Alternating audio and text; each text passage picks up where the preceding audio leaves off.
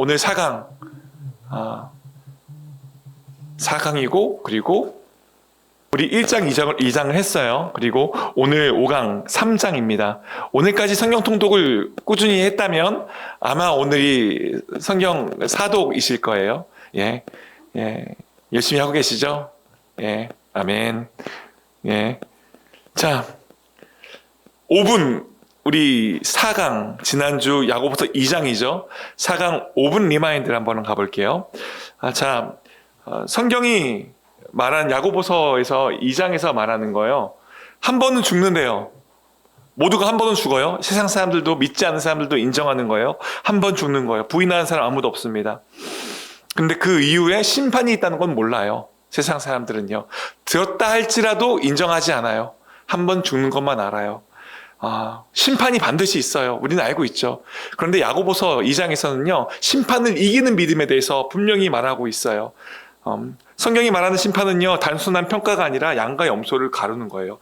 영원한 생명과 영원한 사망으로 갈라지는 심판이죠. 그럼 우리는 질문했어요.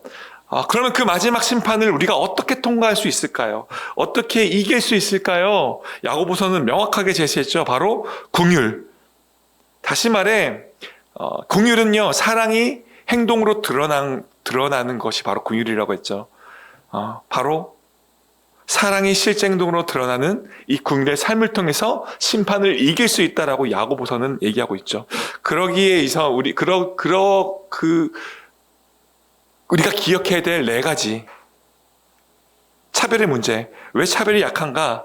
야고보는요, 차별을 단순한 무례함을 넘어서 악한 생각, 포네로스라고 얘기를 해요. 하나님의 마음과 반대되는 왜곡된 기준이라고 말하죠. 단순히 무례하다, 좀 기분이 나쁘다가 아니라 이건 악한 생각, 하나님의 마음과 반대되는 마음이라고 해요. 차별이요. 우리는 눈에 보이는 조건으로 사람을 판단하기 쉬운데요. 하나님은요, 가난한 마음, 그 중심으로 사람을 바라보십니다. 그렇기 때문에 포네로스, 이 차별은요, 바로 분명한 죄라고 우리가 함께 배웠죠. 성경은 분명하게 죄라고 말하고 있어요.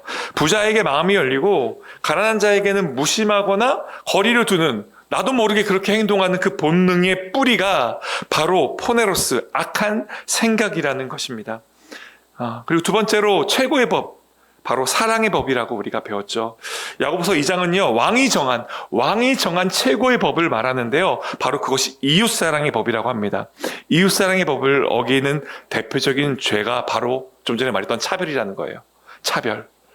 따라서 차별은 단순한 실수가 아니라 하나님의 가장 중요한 계명, 하나님 왕의 법, 최고의 법, 바로 이 사랑의 법을 정면으로 어기는 죄가 바로 차별이라는 것입니다. 우리가 사랑해야 되는 이유는 무엇일까? 우리가 사랑으로 심판을 받는다는 거죠. 사랑으로. 12절에서 말했죠. 우리는 자유율법, 즉 사랑의 법. 자유율법이 바로 사랑의 법인데, 직역하면 자유를 주는 법, 사랑의 법이라고도 합니다. 우리가 마지막 심판을 받는 것이 바로 이 사랑이 기준이 된다는 거예요. 그래서 너 얼마나 많이 봉사했어? 너 얼마나 많이 헌신했어? 얼마나 많은 일들을 행하고 왔어? 라고 묻지 않고 너 얼마나 사랑하다 왔어? 너 얼마나 사랑으로 섬겼어? 사랑을 기준으로 묻는다는 거예요. 사랑해야 될 두 번째 이유는요, 긍휼은 심판을 이기기 때문입니다. 긍휼은 얘기했듯이 사랑이 행동으로 드러난 거, 바로 긍휼이라고 했죠. 긍휼을 행하지 아니하는 자에게는요, 긍휼이 없는 심판이 있으리라 말씀하시죠. 야고보는 믿음이 진짜인지 어떻게 알 수 있는지를 두 예로 증명했습니다. 아까 우리 아브라함과 라합의 믿음을 통해서 우리가 나눴었죠. 일치되는 게 하나도 없어요. 유대인, 이방인, 남자, 여자, 족장, 귀생. 그런데 일치되는 게 하나 있죠. 바로 믿음이요. 이들에겐 믿음이 있었어요. 행함의 믿음이요. 아브라함은 이삭을 잡으려고 하는 실제 행동으로 옮기는 그 믿음이 있었고, 라합은 정탐꾼들을, 하나님의 사람들을 숨겨주는 행함으로 믿음이 증명이 됐죠. 그렇죠? 그들에게 믿음의 공통점이 있었어요. 그리고 우리가 또 이신칭에 대해서 얘기 나눴었죠. 의로서 이, 믿으신, 일컬을 칭, 의로울 의. 믿음으로 의롭다 불러주심을 받는다. 왜 우리가 의롭다고 여기심을 받을 만한 사람인가? 우리의 상태를 보면 여전히 죄인인데, 그런데 우리의 상태를 보고 우리를 의롭다 여기는 게 아니라고 했죠. 이신칭의는요, 바로 십자가에서 일어난 정가, 위대한 교환, 우리의 죄가 예수님께 전가되고 예수님의 그 죄를 모든 형벌을 감당하시고, 또 우리에게는 무엇이 와요? 예수님의 의가 우리에게 전가된다는 거예요. 그분의 의가 우리에게 덧입혀져서. 그래서 우리의 어떤 상태, 우리의 연약한 상태, 우리의 어떤 넘어져 있는 어떤 모습, 죄를 짓고 있는 우리의 어떤 상태가 아니라, 변하는 상태가 아니라, 우리에게 덧입혀진 그리스도의 의로 말미암아 우리를 의롭다고 하나님께서 여겨주시는 거예요. 그것이 바로 이신칭이라고 했죠. 상태의 변화가 아니라 신분의 변화이다. 그리고 그래서 제가 십자가에서 노래도 불렀었어요. 기억하시죠? 여기까지가 우리가, 메롱 아닙니다. 여기까지가 우리가 다뤘던 지난 2강의 내용이었어요. 그렇죠? 자, 이제 3장으로 넘어가요. 3장으로 넘어가는데 2장까지는요, 믿음이 어떻게 행동으로 증명되는가에 초점이 맞춰져 있다면 3장에서는요, 그 행동에서 가장 강력하게 영향력을 가진 바로 혀에 대해서 집중적으로 다루게 됩니다. 바로 말의 문제를 본격적으로 다룬다는 거예요. 우리의 혀가 얼마나 많은 사람을 살릴 수도 죽일 수도 있는지, 그리고 왜 지혜 없는 말이 공동체를 무너뜨리는지, 그리고 참된 지혜는 무엇인지 이어서 쭉 다루게 될 것입니다. 여러분, 모든 생명이요, 하나님께서 창조하신 모든 생명, 모든 피조세계의 모든 생명은요, 소통을 하죠. 생명은 소통을 합니다. 인간만 소통하는 게 아니에요. 돌고래는요, 아시겠지만 초음파 언어로 소통하죠. 서로에게, 돌고래도 이름 있는 거 아십니까? 서로의 이름을 부른대요. 그리고 자신만의 고유한 희팔한 패턴, 초음파 사인을 가지고요, 서로의 이름을 부른대요. 마치 지용아라고 호출하는 것처럼 서로의 이름을 부르면서 서로를 확인하고 서로 무리지어 다닌다고 합니다. 자기 이름을 부르면요, 알아듣는 동물 중에 하나가 돌고래예요. 또 동물 말고 곤충도 있어요. 벌도 소통해요. 벌은요, 춤으로 소통을 해요. 팔자춤, 와글 댄스라고 한대요. 저도 이거 성경 공부 준비하면서 처음 알았어요. 꿀벌이요, 말로 소통하는 게 춤으로, 날개춤으로, 팔자춤으로 소통을 하는데요. 어느 방향에 꽃이 있는지, 얼마나 멀리 꽃이 있는지, 어느 정도의 양의 꽃가루가 있는지 춤으로 다 표현을 한대요. 춤의 각도, 또 춤의 속도, 이것들을 통해서 벌이 꽃밭 위치를 춤으로 지도처럼 그린다고 해요. 신기하죠? 또 동물, 곤충뿐만 아니라 식물도 소통을 해요. 나무는요, 뿌리로 대화한대요. 이 뿌리로 이렇게 서로 이렇게 연결되죠. 숲에서 나무는 홀로 서 있는 것 같지만 사실 땅속 뿌리는요, 연결돼 있어요. 심지어 곰팡이 균사체와도 네트워크를 이루어서 소통을 합니다. 나무가요. 병충해가 나타나면요, 주위 나무에게 화학 신호로 뿌리를 통해서 경고를 보낸대요. 그래서 학자들은요, 이것을요, 숲의 인터넷이라고 부른대요. 창조주 하나님의 신비가 드러나죠. 동물에게도, 곤충에게도, 또 식물들에게도 다 소통의 언어가 있다는 거예요. 우리가 살펴본 것처럼 모든 피조세계, 모든 생명을 가진 생명체들은요, 소통을 해요. 각자 저만의 방식으로 해요. 이것이 우연이 아니라요, 하나님의 창조 질서예요. 하나님, 삼위일체 하나님은요, 곧 영원한 사랑 교제 안에서 서로 소통하시죠. 그래서 하나님이 지으신 모든 세계도요, 고립이 아니라 관계를 가지고 소통하는 구조로 지음받았어요. 돌고래에게는 고주파 소리를, 벌에게는 춤의 소통을, 식물에게는 뿌리의 소통을, 다 각자의 소통 방식을 허락하여 주신 거죠. 하나님은요, 이 세상을 단절이 아니라 연결 세계로 만들어 주셨다는 아름다운 증거예요. 이 모든 소통 중에 가장 특별한 소통이 있어요. 바로 인간의 소통, 바로 언어입니다. 말은요, 인간의 말은 차원이 달라요. 왜냐하면 인간은 다른 피조물과 달리 하나님의 형상, 하나님의 임재, 인격, 도덕성을 닮은 존재이기 때문입니다. 우리는 말로 생각을 하고, 말로 조직을 꾸리고, 말로 사랑을 표현하고, 말로 용서를 구하고, 말로 찬양을 하고, 말로 예배를 해요. 더 나아가서 하나님께서도 우리를 구원하시기 위해 말씀, 로고스로 이 땅에 사람이 되어 오셨어요. 요한복음 1장 14절 같이 한번 읽어볼까요? 읽겠습니다. 시작.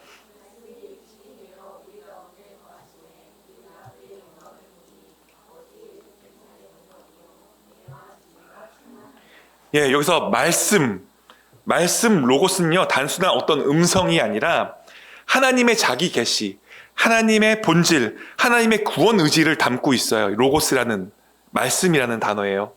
즉 하나님은 우리를 구원하시기 위해 침묵하시고 혼자 상상만 하신 게 아니라요, 말씀으로 육신이 되어서 우리 가운데 오셨어요. 소통하기 가장 좋은 통로가 되어서 오셨어요. 소통 가능한 존재로 오신 거예요. 그리고 말씀이 사람이 육신이 되어서 오신 그분이 바로 누구요? 예수 그리스도요. 그러니까 인간의 말은요, 단순한 소통의 도구를 넘어서서 하나님의 형상을 드러내는 자리예요. 우리 말이. 하나님의 말씀을 전달하는 통로예요. 우리 말이.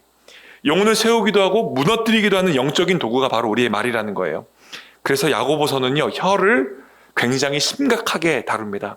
그 내용들을 잠시 후에 살펴볼 거예요. 정리하면 이렇게 말할 수 있어요. 모든 피조물은 각자의 방식으로 소통하지만 오직 인간의 말만은 하나님을 드러내거나 하나님을 가릴 수 있는 언어다. 그래서 우리의 혀는 그냥 말하는 기관이 아니라 하나님 앞에서 책임져야 할 영적 기관이다 라는 것이죠. 우리 이 부분을 기억하면서요, 우리 둘씩 옆 사람 짝꿍하고요 나눔을 해볼게요. 뭘 나눌 거냐면요, 바로 우리가 평소 잘 아는 거, 잘 안 하는 거, 평소에 칭찬하기. 어렵죠? 갑자기 칭찬하라고 하니까 어렵죠? 빨리 칭찬할 만한 것을 한번 살펴보세요. 너무 어렵지 않아요. 그냥 그분의 성품, 표정, 태도, 사소한 행동 하나라도 좋아요. 당신의 이런 모습이 참 좋습니다. 뭐 이런 것들 관찰하시고요. 3가지씩.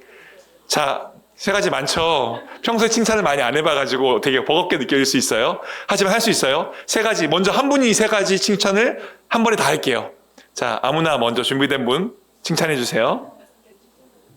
칭찬이 끝도 없이 나오네요. 예. 예. 아름답습니다. 이제 좀 마무리를 할까요? 예. 예, 칭찬 서로 해보시니까 어떤 기분이 드셨어요?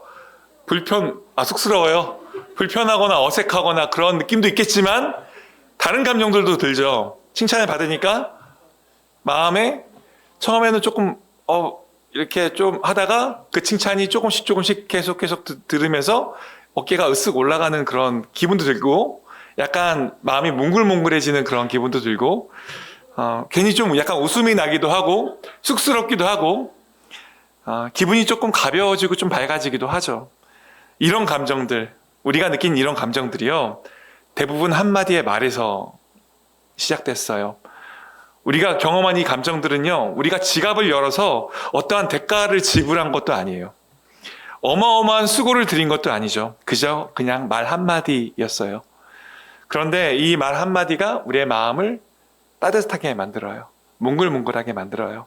분위기도 바꾸고요, 표정도 밝게 해요. 성경에서 말의 능력을 반복해서 강조한 이유가 바로 이거예요.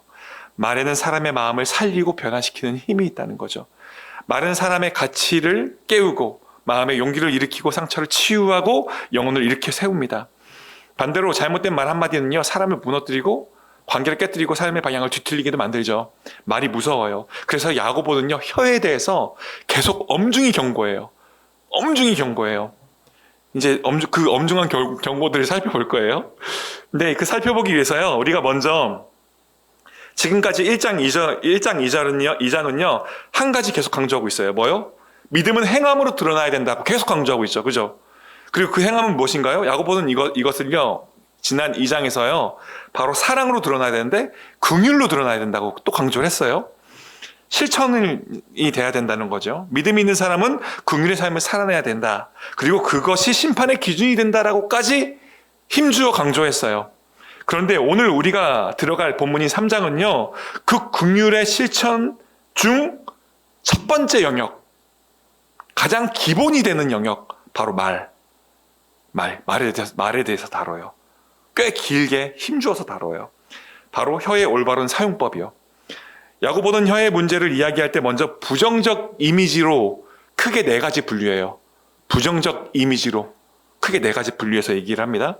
왜냐하면 혀가 남용될 때 얼마나 큰 파괴력이 있는지를 우리에게 생생하게 전달하기 위해서 부정적인 이미지로 네 가지를 구분지어 말하고 있어요.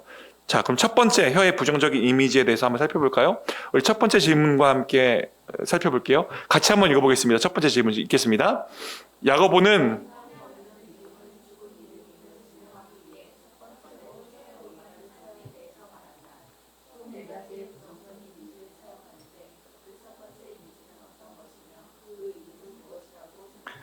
1절, 2절 말씀 같이 읽어보겠습니다. 읽겠습니다. 내 형제들아, 너희는 선생된 우리가 더 큰 심판을 받을 줄 알고 선생이 많이 되지 말라. 우리가 다 실수가 많으니 만일 말에 실수가 없는 자라면 곧 온전한 사람이라 능히 온몸도 굴레 씌우리라. 행함이 없는 믿음은 죽은 믿음임을 증명하기 위해서 첫 번째 혀의 올바른 사용에 대해서 이야기합니다. 그리고 혀의 부정적인 네 가지 이미지를 우리에게 보여주면서 그 혀의 무서움을 경고하는데요. 첫 번째, 우리가 이 말씀을 통해서 찾을 수 있는 이미지가 어떤 이미지일까요? 바로 더 큰 심판, 더 큰 심판의 이미지예요. 더 큰 심판. 야고보는 이렇게 말하기 시작하죠. 내 형제들아, 너희는 선생된 우리가 더 큰 심판, 선생된 우리가 더 큰 심판을 받을 줄 알고 선생이 많이 되지 마라 라고 경고합니다. 여기서 말하는 선생은요, 우리가 생각하는 그 학교에서 공부 가르치는 선생, 교수 포함되어 있지만 그게 전부는 아니에요. 헬라어로요, 길어요. 디다스칼로인데 누군가에게 영향을 끼치는 모든 사람이 선생이라는 거예요. 여러분도 선생이에요. 왜요? 지금까지 한평생 영향을 끼쳐왔어요. 주위의 사람들에게, 친구에게, 가족에게, 무엇보다 자녀들에게 끊임없이 영향을 끼쳐왔어요. 여러분도 선생이에요. 여기서 말하는 선생이 그 범주에 여러분도 포함되어 있어요. 부모는 자녀에게 말을 통해 세상을 가르치죠. 직장에서 말 한마디에 분위기 왔다 갔다 하죠. 말에 영향을 끼치는 거예요. 친구 관계에서도 당연히 영향을 끼쳐요. 그리고 우리가 글로도 SNS에서도 글로도 영향을 끼친다는 거예요. 우리는 다 작은 선생이라는 거예요. 선생이 많이 되지 말라라고 하는데, 왜냐하면요, 우리가 말을 많이 할수록 영향력을 많이 끼치게 되고 우리가 한 말에 대한 심판도 우리가 감당해야 하기 때문에 많이 선생이 되지 말라라고 얘기하는 거예요. 여기서 심판은요, 헬라어로 크리마라고 쓰였는데요, 행동이 아니라 말까지 하나님 앞에서 심판받는다는 거예요. 평가받는다는 의미입니다. 사람이 말이 많으면 자연스럽게 실수도 많죠. 2절에서 야고보는 이렇게 말합니다. 우리가 다 실수가 많으니, 여기서 실수하다, 프타이오는 넘어지다, 미끄러지다 라는 뜻인데요. 말의 실수는 단순한 어떤 말버릇이 아니라, 어떤 습관이 아니라 사람의 관계를 미끄러지게 하고 무너지게 하고 상하게 하는, 어떠한 경우에는 그 상대방의 인생의 방향까지 흔들어버리는 힘을 가지고 있다는 거예요. 바로 이 말이요. 그러므로 더 많은 말을 하는 사람이, 더 영향을 많이 끼치는 사람이, 더 많은 귀가 자신을 향해서 이렇게 쫑긋 세우게 하는 그러한 영향력을 끼치는 사람이 바로 더 큰 심판, 더 큰 책임을 지게 된다는 것입니다. 이 말씀은요, 설교자, 교사, 부모, 리더, 팀장, 상담자, 멘토, 친구, 심지어 SNS, 그러니까 그 누구도 피해갈 수 없다는 거예요. 우리 모두가 말에 대한 심판을 반드시 받게 된다는 것입니다. 그러니 이 첫 번째 범주, 이 첫 번째 부정적인 이미지의 핵심은요, 이 더 큰 심판은 이렇게 정리할 수 있어요. 말은 그냥 말이 아니다. 우리가 생각하는 그냥 뱉으면 나가는 그냥 이런 말이 아니라 반드시 하나님 앞에서 계산되어지는 삶의 행위다. 영향력 있는 말에는 더 큰 책임이 따른다. 결국 야고보는 우리에게 이렇게 오늘 말씀을 통해서 묻고 있는 거예요. 너의 말로 인해 누군가가 세워지고 있느냐? 아니면 누군가가 무너지고 있느냐? 우리가 심판을 받아야 돼요. 그리고 너는 그 말에 책임을 질 하나님 앞에 설 준비가 되어 있냐? 책임질 준비가 되어 있냐? 라고 묻고 있습니다.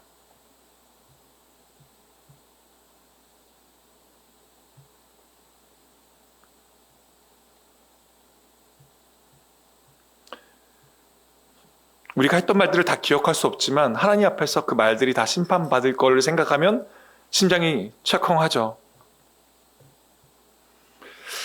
자, 두 번째 질문 한번 볼까요? 같이 한번 읽어보겠습니다. 읽겠습니다. 시작.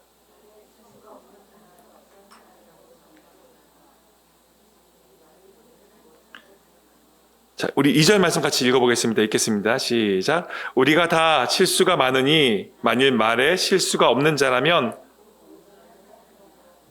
온몸도 굴레를 씌우리다. 여기서 온전한 사람이라고 번역된 텔레이오스는요, 완전하다, 흠이 없다 이런 뜻이 아니에요. 영적 성숙을 의미합니다. 완벽하다라는 뜻이 아니라 영적으로 성숙하다라는 것을 의미해요. 쉽게 말하면요, 원래의 목적지에 더 가까이 있는 사람, 하나님께서 의도하신 모습으로 잘 자라고 있는 거예요. 쉽게 비유해서 생각해 보면요, 한번 볼래요? 씨앗이 완벽하진 않아요. 지금 완벽하게 다 자라지 않았어요. 그런데 지금 예쁘게 자라나고 있어요. 싹이 트고 줄기가 자라면서 꽃을 향해서 그래도 정상적으로 예쁘게 자라나고 있는 과정, 성숙해가는 과정, 이 상태를요, 바로 텔레이오스라고 해요. 텔레이오스. 또한 목표 지점을 향해 달려가고 있는, 아직 꼬린 지점이 보이지도 않아요. 그런데 목표 지점을 향해 달려가고 있으면 괜찮아요. 성숙해가는 과정이라는 거예요. 바로 이것이 텔레이오스라는 거예요. 온전한 의 뜻이라는 거예요. 그러니까 이 절을 쉽게 풀어서 얘기한다면요, 말을 조심할 줄 아는 사람이 하나님이 바라시는 모습에 한 걸음씩 가까워진 진짜 성숙한 사람이다 라는 뜻이에요. 그리고 이러한 자를 어떠한 자라고 합니까? 능히 온몸도 굴레 씌우는 사람이라고 말하죠. 여기 굴레는요, 말의 입의 재갈을 뜻해요. 그러니까 하나님이 그 정하신 분량까지 말을 조심하면서 그 입술을 지켜서 성숙을 이루어가는 사람은요, 입술뿐만 아니라 온 몸도, 온 삶도 컨트롤할 수 있다는 거예요. 그 사람은 혀뿐만 아니라 온 몸도 잘 다스릴 수 있는 사람이다 라는 뜻입니다. 자, 그렇다면 부정적인 이미지, 두 번째 부정적인 이미지는 어떤 이미지를 썼을까요? 우리 3번 질문 같이 한번 읽어볼까요? 읽겠습니다. 시작. 본문 읽고 답해보라. 우리 4절부터 6절까지 말씀 같이 한번 읽어보겠습니다. 읽겠습니다.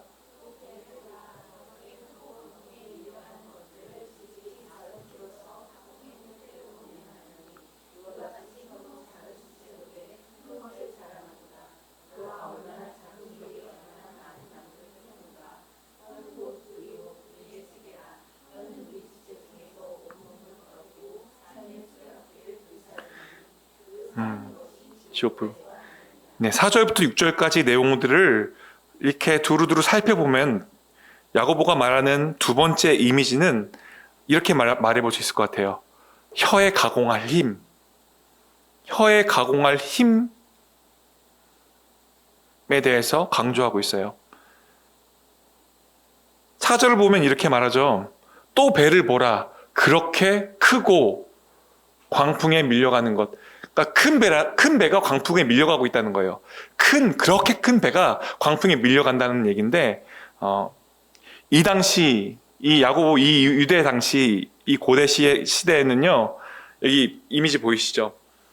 1세기 당시 지중해를 향하던 로마 시대의 이 대형 무역선이나 곡물 수송선의 모습이에요. 아무리 이미지를 찾아도 못 찾겠어서 제가 내용을 찍어주고 챗GPT한테 만들어 달라고 했어요. 잘 만들어 주더라고요. 근데 길이가 30m에서 40m 정도 됐대요. 그 1세기에. 지금도 30, 40m면 꽤 큰 배인데 그 당시 느끼기엔 어마어마하게 큰 배였던 거예요. 바울 사도가 로마로 이송될 때 탔던 배도 이런 배인데요. 선원을 포함해서 276명이 곡식 곡물들과 함께 탔으니까 배가 엄청 큰 배죠. 그런데 이렇게 큰 배가 지극히 작은 키를 통해 사공의 뜻대로 움직인다는 거예요. 여기서 키는 헬라어로 프이달리온인데 배의 방향을 통제하는 장치라는 거예요. 한마디로 핸들이라는 거예요. 핸들. 혀는 우리 몸 중에서 되게 작잖아요. 우리의 큰 몸 중에 혀는 굉장히 작지만 이 혀가 우리의 온 몸과 우리의 온 삶을 컨트롤하는 핸들이라는 거예요. 우리의 인생의 방향을 틀어버릴 수 있는 영적 핸들이 바로 혀라고 말하고 있는 것입니다. 즉 혀는요, 내 삶의 방향을 정하고 나의 관계를 움직이고 공동체의 분위기를 결정하는 이 모든 일들을 하는 영적 핸들이라고 말하고 있는 거예요. 혀가요. 그렇게 중요하다는 것입니다. 또 이어서 5절과 6절에서는요, 이렇게 비유해요. 첫 번째는 영적 핸들로 비교했고요. 두 번째는 바로 불로 비교해요. 불. 혀는 곧 불이라고 말합니다. 여기서 불은 헬라어로 피르인데요. 단순히 타오르는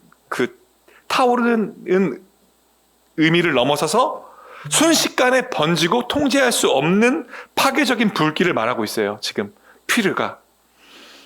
불은 항상 작은 것에서 시작되죠. 그런데 한 점 스파크, 한 개의 불씨, 한 개의 담뱃불이 산을 태웁니다. 최근에 충격적인 뉴스를 접했죠. 그렇죠. 이 사진, 홍콩의 한 고층 아파트 단지 대형 화재 참사가 일어났죠. 불이 처음 시작된 곳은요, 비교적 작았어요. 불씨가 건물 외벽 가연성 재료를 타고 올라가기 시작했대요. 공사 중이었던 어떤 한 부분에. 그런데 그게 어떻게 해요? 일파만파 번지기 시작해요. 순식간에 수십 층을 뒤엎어버립니다. 그리고 사람들이 대피할 시간 없을 만큼 걷잡을 수 없을 만큼 화염이 다른 아파트로 순식간에 아파트 단지로 다 퍼져나가요. 불은요, 시작이 문제가 아니라 번지는 속도가 문제예요. 그리고 한번 번지기 시작하면 아무도 통제할 수 없습니다. 야고보가 말한 혀도 동일해요. 말 한마디는요, 작잖아요. 우리가 내뱉는 말 한마디는 작잖아요. 그런데 우리가 이 내뱉은 작은 한마디가 퍼지는 이 속도를 우리가 감당할 수 없다는 거예요. 말이 번지는 파괴력은 통제 불가능한 결과를 초래할 수 있다는 것입니다. 말 한마디의 험담이 공동체 전체를 불태울 수 있어요. 한마디의 분노가 가정을 무너뜨릴 수도 있죠. 한마디의 비난이 누군가의 삶을 파괴할 수도 있어요. 한번 퍼져나간 말은 절대 되돌릴 수 없어요. 주워 담을 수 없다는 거예요. 그래서 야고보는 혀를요, 불의 세계라고 부른 것입니다. 우리의 혀는 작은 지체지만 그 영향력은 삶 전체, 가정, 교회, 공동체, 사람들의 마음, 삶 전체를 수레바퀴, 삶 전체를 태울 수 있다는 거예요. 야고보가 이야기하는 혀의 세 번째 부정적인 이미지를 한번 찾아볼까요? 자, 우리 7절, 8절 같이 한번 읽어보겠습니다. 읽겠습니다. 시작. 여러 종류의 짐승과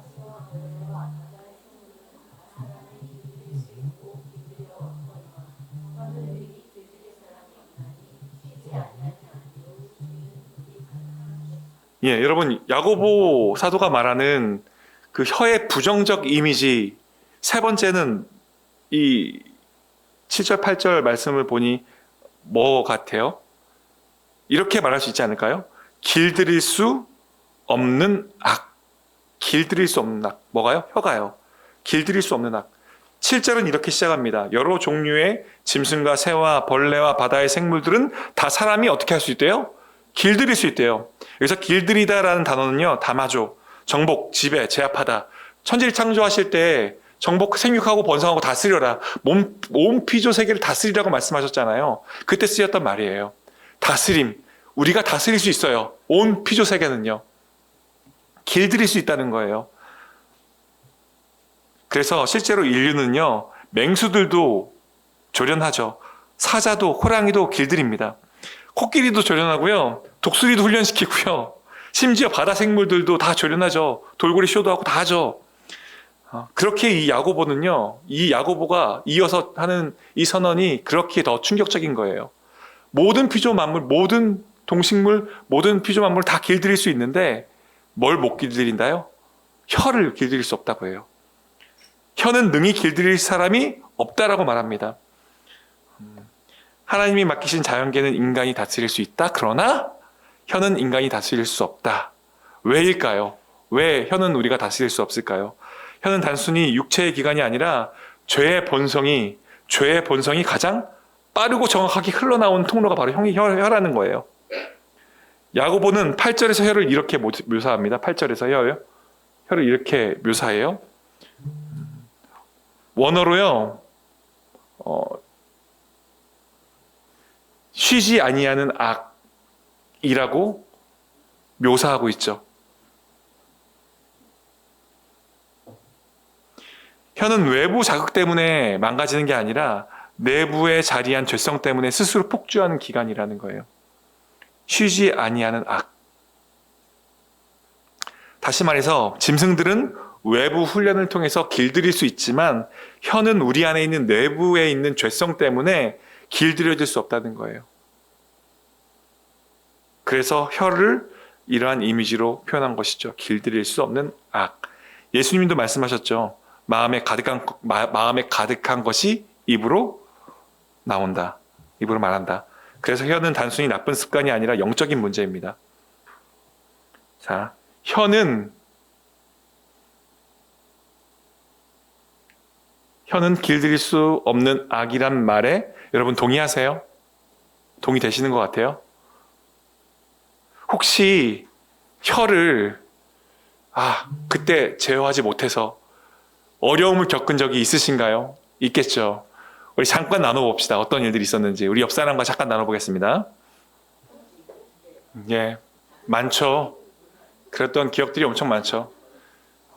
말로 상처받았던 경험도 있고 말로 상처를 주었던 경험도 있습니다. 순간에 화를 참지 못해서 무심코 던진 말에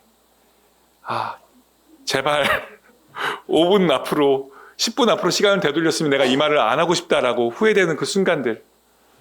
그런데 한번 나가버린 말은 돌아올 수 없죠. 주워 담을 수가 없죠. 저도 강의를 준비하면서 그런 기억들, 상처를 받았던, 그 상처를 주었던 그런 기억들이 많이 떠올라서 좀 다시 한번 또 후회를 하고 회개하는 그런 시간들도 있었는데, 근데 강의를 준비하면서 느끼게 되는 건 이거예요. 혀의 문제는 어떤 말 잘하는 기술의 문제가 아니다. 이거는 본성의 문제다. 본성의 문제다. 야고보가 혀는 길들일 수 없는 악이라고 말한 것이 바로 이거예요. 우리의 어떤 훈련이 말하는 기술이 우리가 화법이 부족해서가 아니라 기술이 부족해서가 아니라 죄의 본성 아래에 있는 죄의 본성 아래에 있는 우리의 마음이 온전히 성령님의 통제 아래 있지 않기 때문에 그렇기 때문에 우리가 스스로 혀를 길들일 수가 없는 거예요. 그러니까 이렇게 생각하면 좀 위로가 돼요. 우리가 성경이 말하는 혀를 길들일 수 없다. 혀를 길들일 수 없는 악이다라고 말한 거는요. 너 그러니까 안 돼, 포기해, 절망해가 아니라 우리가 왜 하나님의 은혜와 성령님의 도우심을 반드시 의지해야 하는지를 설명해주는 진단서와 같아요. 그러니까 너 하나님 의지해야 돼. 그러니까 너 성령님 의지해야 돼. 라고 설명한 진단서예요. 야고보가 이거를 통해서 말하고자 하는 핵심은 너희는 스스로 혀를 길들일 수 없으니 그러니 하나님 의지해라. 너희 안에 성령의 열매가 맺히면 그럼 너희의 입술에서 사랑, 온유, 절제, 양선 이런 성령의 언어들, 성령의 말들이 나갈 거야 라고 말하고 있는 거죠. 그래서 우리는 혀를 통제 못한다는 것을 인정하고 우리 혀를 누구에게 맡겨드려야 돼요? 하나님께, 성령님께 맡겨드려야 돼요. 가장 실질적인 거는 우리가 말할 때마다 말하기 전에 잠깐 우리의 혀를 올려드리고 잠깐 기도하면 말실수가 적어지는 거죠.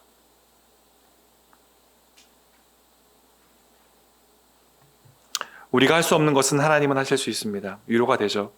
그렇다면 마지막으로 네 번째 혀의 부정적인 이미지의 범주는 혀의 어떤 성격을 설명하고 있을까요? 한번 우리 9절에서 12절 말씀 같이 한번 읽어볼까요? 말씀 같이 읽겠습니다. 시작. 이것으로 우리가 주 아버지를 찬송하고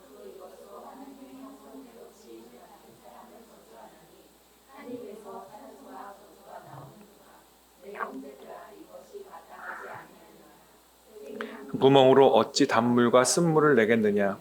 내 형제들아 어찌 무화과가 감람열매를 포도나무가 무화과를 맺겠느냐.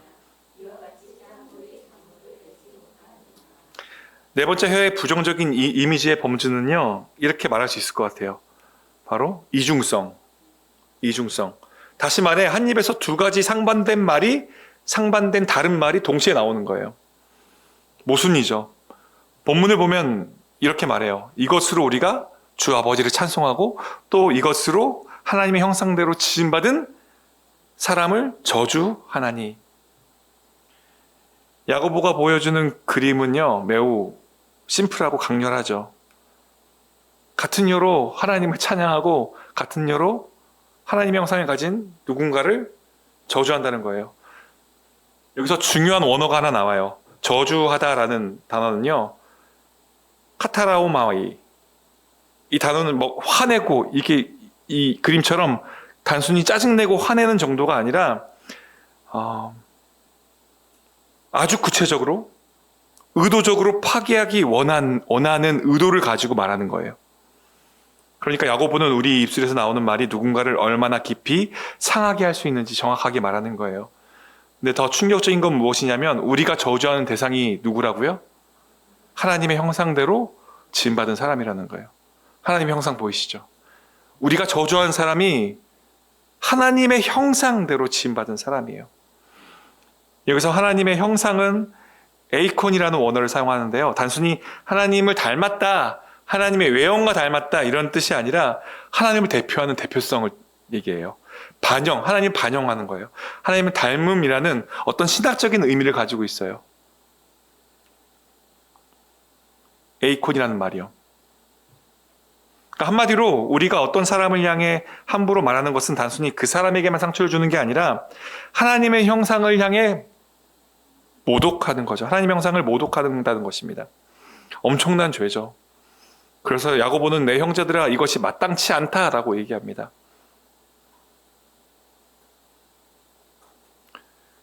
간단하게 생각해 보면 우리의 삶을 좀만 돌아봐도 주일에는 전심으로 예배를 드려요. 그런데 예배 드리고 집에 가면 말로 넘어질 때가 많아요. 그리고 공동체 안에서 같이 막 순 예배 잘 드려요. 그리고 따로 나오면 모임 참석을 잘 못하시는 분이나 조금 모난 모습을 보인 분들에 대한 험담을 하기도 해요. 예배 때는 주님 사랑합니다라고 말했던 고백했던 그 입술로 불과 몇 시간 뒤 저 사람 정말 못됐어. 어떻게 그럴 수가 있어? 라고 저주의 말을 한다는 거예요. 이게 야고보가 말하는 11절에서 말하는 샘이 한 구멍으로 어찌 단물과 쓴물을 내겠느냐. 이 말씀이죠.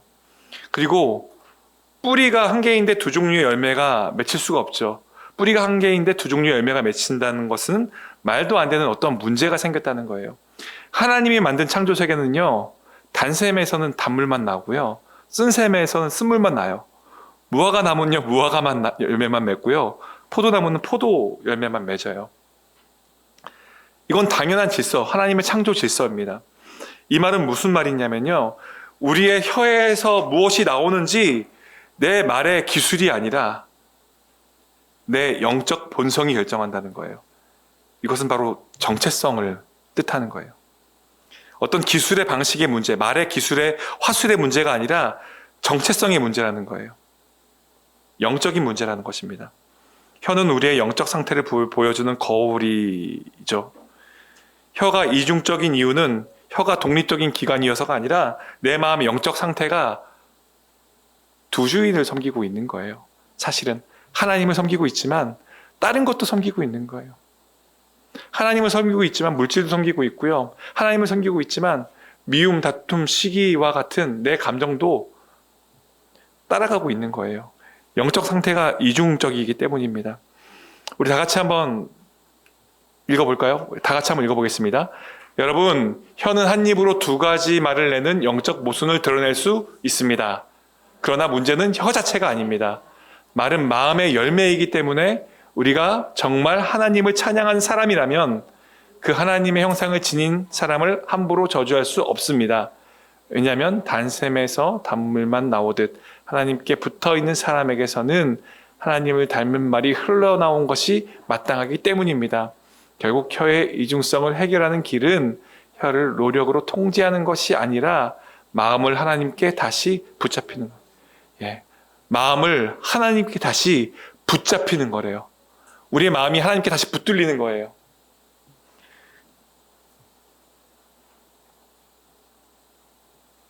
이렇게 1절부터 12절까지 한번 우리가 살펴봤어요. 간단하게 정리하면요, 야고보는 혀의 올바른 사용을 강조하기 위해서 혀의 부정적인 이미지 4가지를 강렬하게 제시했어요. 첫째는 더 큰 심판. 가르치는 자는 말에 대한 무거운 심판을 받는다는 거죠. 둘째는 가공할 힘. 작은 키가 배를 움직이고 작은 불씨가 산을 태우듯 혀는 작지만 삶 전체를 흔드는 강력한 힘을 가지고 있다는 거예요. 또 세 번째 이미지는 길들일 수 없는 악. 세상의 모든 생물은 다 길들일 수 있는데 혀는 완전히 통제할 수 없는 죄성의 영역이라는 거예요. 네 번째 이중성. 한 입에서 찬양과 저주가 함께 나온다. 혀는 믿음과 위선이 충돌하는 지점을 우리에게 낱낱이 다 보여준다는 것이죠. 이렇게 야고보는 혀의 부정적인 모습을 하나씩 드러내면서 믿음은 반드시 말에서 드러난다. 믿음은 말에서 드러난다라는 것을 강조했어요. 그리고 이 모든 결론은 하나로 가요. 혀의 문제는 마음의 문제다. 우리 마음이 어디로 나와요? 말로 나온다. 마음의 문제는 어디의 문제다? 지혜의 문제다고 나와요. 13절부터요, 이걸 다뤄요. 지혜의 문제다. 우리가 지혜가 없기 때문에, 하나님이 부어주시는 지혜가 없기 때문에 우리가 말로 인한 문제, 어려움을 겪는다는 것입니다. 우리 한 번 더 좀 생각해 볼까요? 당신이 만난 가장 지혜로운 사람에 대해서 한번 나눠볼까요? 어떤 점에서 그 사람이 지혜롭다고 생각했는지도 좀 나눴으면 좋겠어요. 우리 옆 사람하고 짧게 나눌 때 내가 지금까지 살면서 이 사람은 정말로 내가 깜짝 놀랄 만큼 지혜로운 사람이었던 것 같아 라고 그 사람에 대해서, 그 사건에 대해서 잠깐 나눠볼까요? 우리 옆 사람과 생각나는 사람 한 사람을 한 사람을 좀 나눠보겠습니다.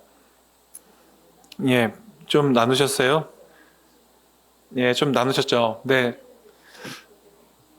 뭐 공통점도 느꼈을 테고 좀 다른 점도 느꼈을 테고 지혜로운 사람의 모습이 조금씩 다를 거예요.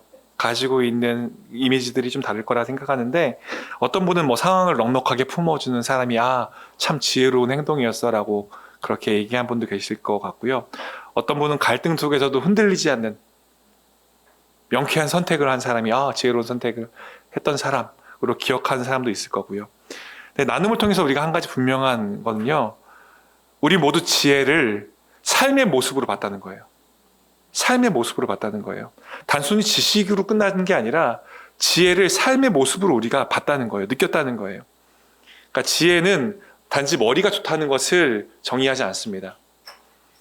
오히려 삶에서 드러나는 성품, 선택, 태도, 행동을 보고 저 사람 지혜 있는 사람이야 라고 말한다는 거예요. 바로 이것이 오늘 우리가 살펴볼 야고보서 3장 13절 이후의 핵심 주제예요. 성경은 말하죠. 13절 말씀 한번 읽어볼까요? 13절 말씀 2번에 중간에 있죠. 말씀 읽겠습니다. 지혜와 총명이 있는 자는 선한 행실로 지혜의 온유함을 보이라. 삶에서 드러난다는 거예요. 지혜와 총명이 있는 자는 선한 행실로 지혜의 온유함을 보이라는 거죠. 삶으로 반드시 드러나게 돼 있다는 것입니다. 쭉 이어서 한번 보겠습니다. 우리 8절 질문을 같이 한번 읽어볼까요? 읽겠습니다. 시작. 지혜와 총명이 있는 자를 어떻게 그 지혜와 총명을 증명하라고 말하는가? 13절 말씀 읽어볼게요. 시작. 너희 중에 지혜와 총명이 있는 자.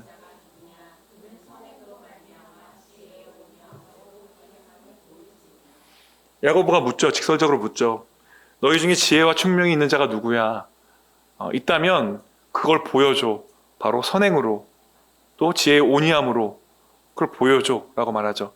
여기서 지혜는요, 우리가 지난번에도 한번 나눴지만 소피아, 나의 지식이 아니라 나의 경험이 아니라 하나님의 시각으로 세상을 바라보는 눈이 바로 지혜예요. 지혜, 소피아. 하나님의 시각으로 세상을 바라보는 눈. 즉 지혜는 지적인 능력이 아니라는 거예요. 지적인 능력이 아니라 영적인 관점입니다. 지혜는 영적인 관점이라는 거예요. 하나님이 보시는 것처럼 나도 보고 하나님이 원하시는 방향으로 살아가는 것이 성경이 말하는 지혜예요. 또 총명이 말하는 프로네시스는요, 삶의 관점이 이 지혜의 관점, 이 하나님의 시각으로 세상을 바라보는 이 지혜의 관점이 현실 속에서 어떠한 선택을 하게 만드는지, 즉 삶으로 실질적으로 드러나는 분별력을 뜻해요. 그러니까 하나님이 기뻐하시는 것이 무엇인지를 판단하고 실제 행동으로 선택할 줄 아는 능력이 여기서 말하는 프로네시스, 총명이라는 거예요. 즉 지혜 소피아는 하나님의 시각으로 세상을 바라보는 눈이고, 총명은 그 눈으로, 그 하나님의 시각으로 걸어가는 삶이라는 거예요. 그렇다면 이런 지혜와 총명이 있는 사람은 어떻게 드러날까요? 야고보는 기준을 정확하게 말하죠. 그는 선행으로 말미암아 지혜의 온유함으로 그 행함을 보여라. 여러분 아시겠지만 진짜 지혜로운 사람은 자신의 말로 자신을 막 포장하려고 하지 않아요. 아는 것을 쭉 늘어놓으며 자신의 어떤 박식함을, 자신의 유식함을 그렇게 과시하지 않아요. 자신의 지식을 과시하려 들지 않아요.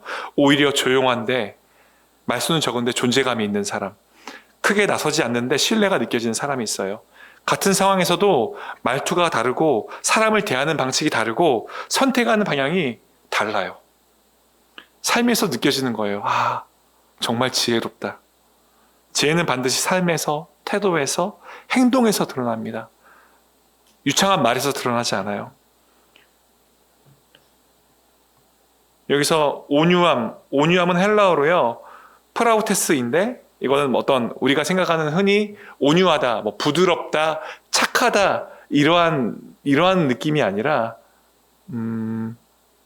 온유함, 프라우테스, 힘을 가지고 있지만 그 힘을 통제하는 태도예요. 힘을 가지고 있는데 그 힘을 통제하는 태도가 바로 온유함이라는 원어의 뜻이에요. 로마 시대에 잘 길들여진 전투말을 향해서 이렇게 말했어요. 프라우테스라고요. 잘 힘이 있는데 잘 길들여서 주인의 손에 순종해요. 강하지만 주인의 손길 아래 순종하는 것, 그것이 바로 프라우테스, 온유함입니다. 야고보서 3장 13절은 이렇게 말하죠.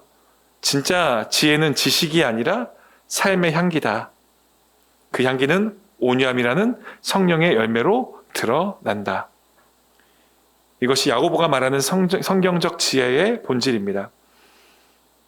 자, 14에서 16절까지는 땅의 지혜에 대해서, 땅의 지혜도 있다는 거예요. 땅의 지혜에 대해서 설명해요. 야고보가 이야기하는 땅의 지혜는 무엇을 그 출처로 하고 있는가? 우리 말씀에서 한번 찾아보겠습니다. 우리 14절부터 16절까지 말씀 같이 한번 읽어볼게요. 읽겠습니다. 시작. 그러나 너희 마음속에 독한 시기와 다툼이 있으면 진리를 거슬러 이러한 지혜는 위로부터 내려온 것이 아니요 땅 위의 것이요 정욕의 것이요 귀신의 것이니 시기와 다툼이 있는 곳에는 혼란과 모든 악한 일이 있습니다. 야고보가 참 지혜를 설명하기 전에, 하늘의 지혜, 하나님이 부어주시는 그 하늘의 지혜를 설명하기 전에 땅의 지혜처럼 보이긴 해요. 땅의 지혜. 그런데 사실은 지혜가 아닌 것, 땅의 지혜가 무엇인지 밝히고 있어요. 그 정체를 밝히고 있어요. 14절 보면요, 아주 선명하게 드러나죠. 너희 마음속에 뭐가 있어요? 독한 시기와 다툼이 있으면, 야고보는 지혜의 출처를 분명하게 이야기합니다. 참 지혜의 출처는 어디예요? 하나님이에요. 그런데 땅의 지혜, 가짜 지혜 출처는 어디예요? 바로 너희 마음속에 있는 독한 시기와 다툼이라는 거예요. 여기 독한 시기는요, 헬라어로 퓨즈로스, 쓴, 독한, 파괴적인. 이 말은 단순히 시기이니까 뭐 부럽다, 질투난다 이 정도 수준이 아니라 남이 잘 되는 것을 견디지 못해서 그 사람을 깎아내리는 거예요. 깎아내리고 싶은 그 마음. 또 다툼은요, 헬라어로 에리데이아, 당파심, 자기 편을 만드는 거예요. 이기적으로 경쟁하는 거예요. 원래는 정치판에서 당선을 위해서 사람들을 끌어모으는 그 분열시키는 행태를 묘사하는 말인데요. 야고보는 이런 말들을 끌어 쓰는 거예요. 땅의 지혜가 바로 이렇다는 거예요. 여기서 출발한다는 거죠. 겉으로 보기에는 똑똑한 것처럼 보이지만 전략을 세우고 자기 편을 만들고 남을 이기려고 올라가는 모습. 세상에서는 이런 모습이 능력처럼 보일 수 있지만 이것은 지혜로 보일 수 있지만 하나님에게 속한 지혜가 아니라는 거예요. 땅의 지혜라는 거예요. 그리고 그 출처는 뭐라고요? 바로 시기와 마음속에 있는 독한 시기와 다툼이 그 땅의 지혜의 출처라고 말하고 있고, 이것은 뭐라고 말해요? 정욕의 것이요 귀신의 것이다 라고 말하고 있습니다. 지혜로 보이지만 하나님에게서 온 것이 아니라 내 마음속에 있는 독한 시기와 다툼에서 출발한 것이라면 그것은 결국 사람을 나누고 공동체를 깨고 관계를 파괴하는 힘이라는 거예요. 우리가 살다 보면 이런 땅의 지혜를 선택하게 되는 순간들이 있는 것 같아요. 하나님에게서 온 것이 아닌 선택을 할 때가 있다는 거죠. 처음에 이렇게 시작하죠. 나도 그냥 저 사람처럼 되고 싶어. 나도 조금 높이 올라가고 싶어. 나도 주목받고 싶어. 그런 마음들이 문제는 아니에요. 그런 마음들이 자연스러운 마음이죠. 그런데 그 마음 밑바닥에 아주 조용히 숨어있는 감정이 있어요. 뭐냐면 독한 시기, 그리고 다툼, 즉 비교에서 오는 열등감, 내가 더 잘 돼야 한다는 욕심이죠. 처음에는 별거 아닌 것처럼 보여요. 그래서 사람들에게 도움 좀 청할 수 있지. 내 편을 좀 만들 수 있지. 왜 경쟁해야 되거든. 잘 되는데 뭐가 문제야? 내가 좀 잘 된다는데 뭐가 문제야? 그런데 어느 순간 마음 한구석에 앞사람, 옆사람, 나보다 좀 빨리 가고 있는 사람들, 그 사람들의 단점이 보이기 시작하고 저거는 저 모습은 다른 사람들도 좀 알아야 될 것 같은데 험담하기 시작해요. 깎아내리기 시작해요. 이쯤 되면 이것은 더 이상 지혜가 아니에요. 바로 땅의 지혜죠. 악한 시기와 질투에서 다툼에서 나오는 땅의 지혜라는 거예요.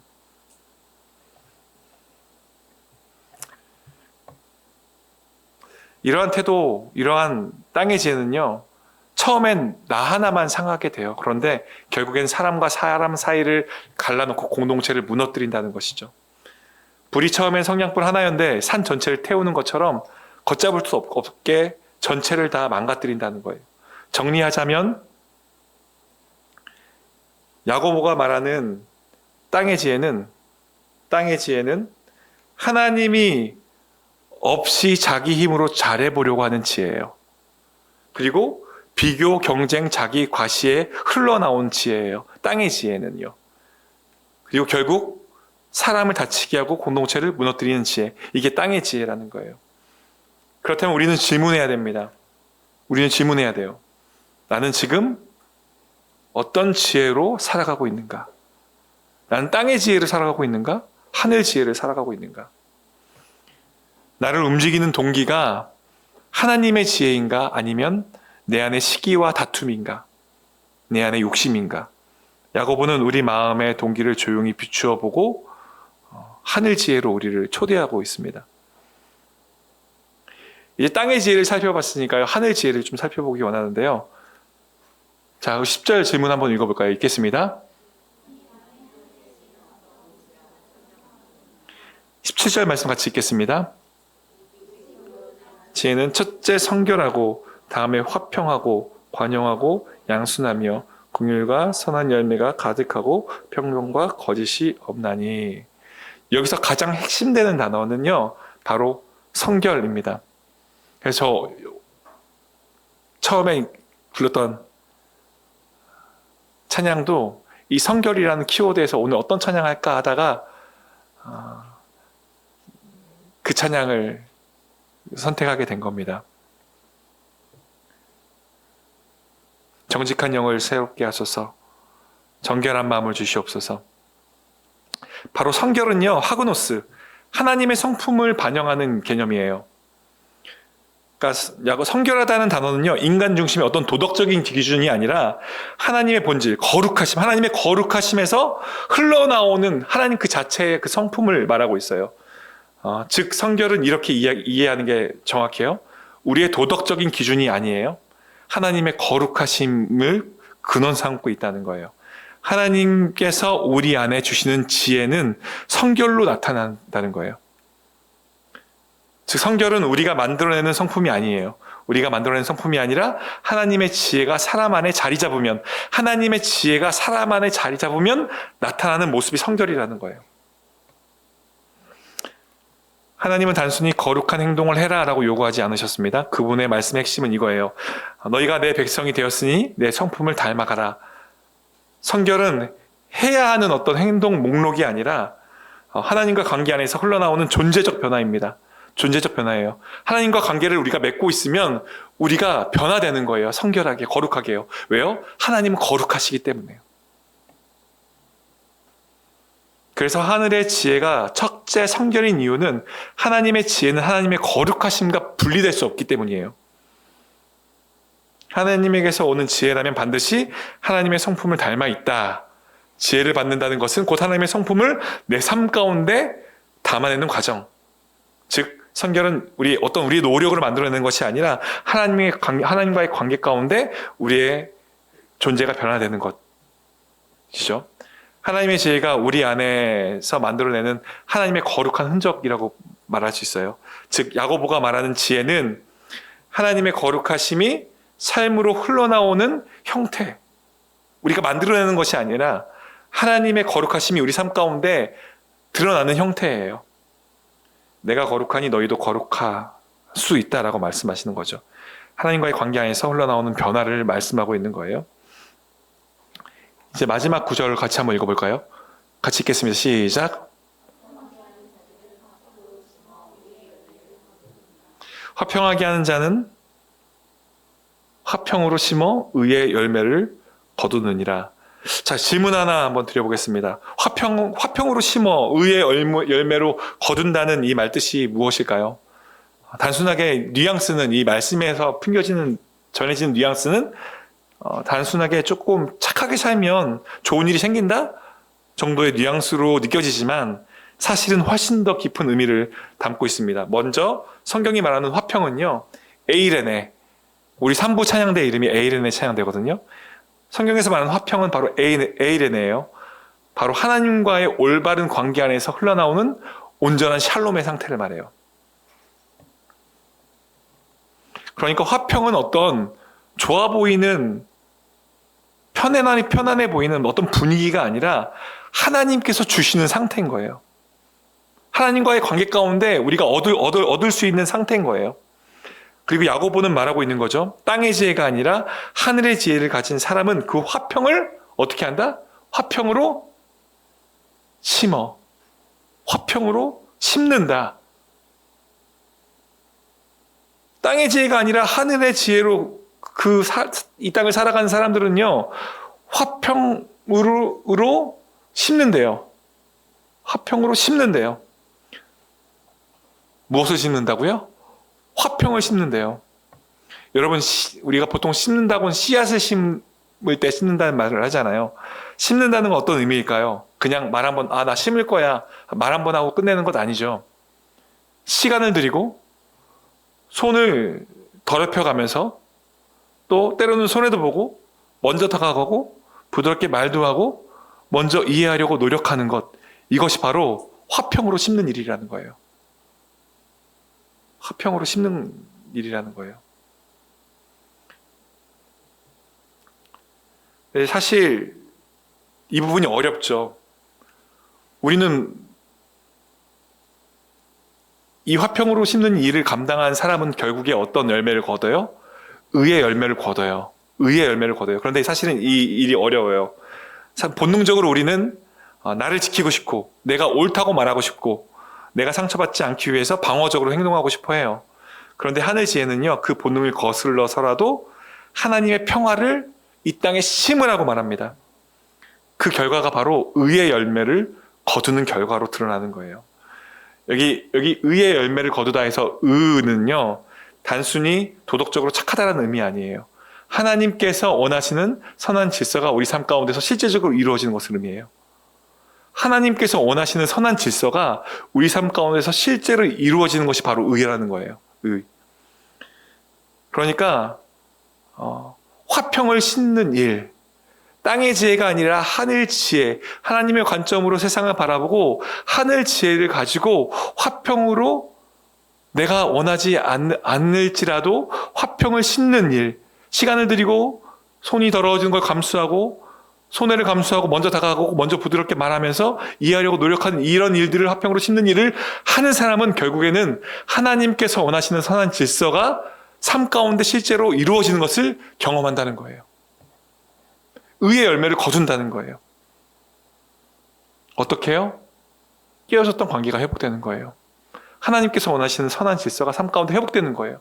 깨어졌던 관계가 회복돼요. 공동체가 다시 하나님 중심으로 세워져요. 하나님이 기뻐하시는 열매가 나타나고 작은 행동들을 통해서 하나님이 일하시는 것들이 보이기 시작해요. 어떻게 할 때요? 땅의 지혜가 아니라 하나님의 지혜를 가지고 화평을 싣는 일을 내가 감당할 때, 그때 의의 열매가 이러한 일들이 드러나는 거예요. 즉 화평을 싣는 사람을 통해 하나님은 반드시 일하신다는 거예요. 우리 같이 이 글을 읽으면서 강의를 마치려고 합니다. 우리 같이 한번 읽어볼까요? 읽겠습니다. 시작. 하늘의 지혜를 가진 사람은 단순히 부드럽고 착한 사람이 아니라 하나님의 평화를 끊임없이 심는 용기 있는 사람입니다. 그리고 하나님은 그 삶의 의의 열매, 즉 하나님의 나라의 흔적을 반드시 맺게 하십니다. 진짜 지혜는 말솜씨가 아니라 관계 속에서 드러나는 열매입니다. 사람을 살리고 공동체를 세우고 하나님이 원하시는 평화를 만들어내는 삶이 바로 지혜입니다. 예수님도 말씀하셨죠. 화평하게 하는 자는 복이 있나니 그들이 하나님의 아들이라 일컬음을 받을 것이다. 하나님의 마음을 품고 하나님의 나라를 이 땅에 신 사람, 그 사람이 바로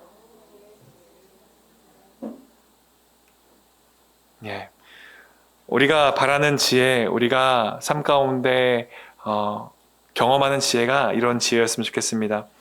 내가 똑똑해 보이기 위한 지혜가 아니라 하나님의 평화를 이 땅에 심는 지혜, 하나님의 평화를 이 땅에 심는 지혜, 그 평화를 우리 가정 가운데 심고 내가 속한 공동체 가운데 그 평화를 심고 일터 가운데 그 평화를 심는 그 지혜가 우리에게 있기를 소망합니다. 하나님께서 우리 모두를 그렇게 사용하시기를 축복합니다. 강의를 마칩니다. 수고하셨습니다.